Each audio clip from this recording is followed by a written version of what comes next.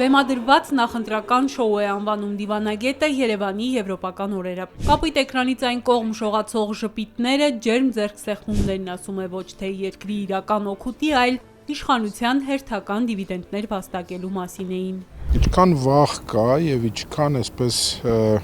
սպասելիքներ կան այս առաջիկա ընտրություններից, որ եվրոպական քաղաքական համայնքի նման ծանրակշիռ մարմին է, այդպիսի որոշում է ընդունում հենց ընտրություններից անմիջապես 1 ամիս առաջ կամ քարոզչական արշավից, պաշտոնական արշավից ընդամենը օրեր առաջ կազմակերպել նմանատիպ շոու, որտեղ ամբիոնը ուղղակի պիտի օգտագործվել հերթական անգամ հնչեցնելու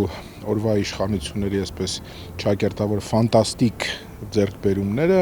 եվրոպական ուղղությամբ։ Երևանը դեպի Եվրոպա կգնա թե ոչ, այդպես էլ չհստակեցվեց, պարզ է սակայն, որ եվրոպացիները Երևանում հակառուսական հերթական բաստիոնը ձևավորեցին, Հայաստանից ուղիղ հակառուսական հայտարարություններ անելով։ Եվրոպական շահը այս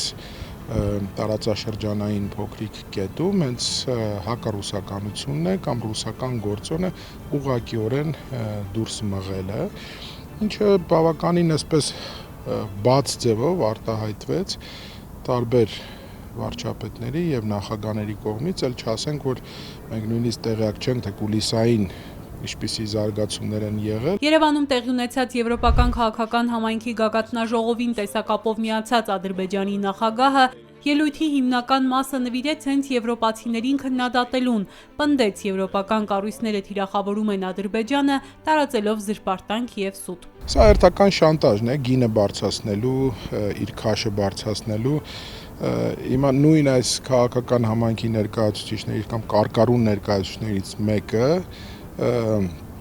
Իտալիայի վարչապետը Երևանից անմիջապես շտապեց թռնել եւ շարունակել Բաքվում իր երկխոսությունը, ել չասեմ, որ նաեւ փառաբանվեց այդ Հայաստան-Ադրբեջան փոխգործակցություն, ասենք, խաղաղության օրակարգի շուրջ քննարկումներ, ասենք, պրոցեսներ, ասենք եւ այլն։ Ալիևի մեղադրանքներն ու քննադատություններն անպատասխան չթողեց Եվրախորհրդարանի նախագահը։ Դիվանագետն ասում է, չպետք է լռեր առաջին հերթին Հայաստանի վարչապետը, երբ Ալիևը թիրախավորել էր Արցախն ու հայերին, մեղադրելով անջատողականության համար։ Բաժանորդագրվեք Արմադ մեդիայի ալիքներին YouTube-ում, Facebook-ում, Instagram-ում եւ Telegram-ում։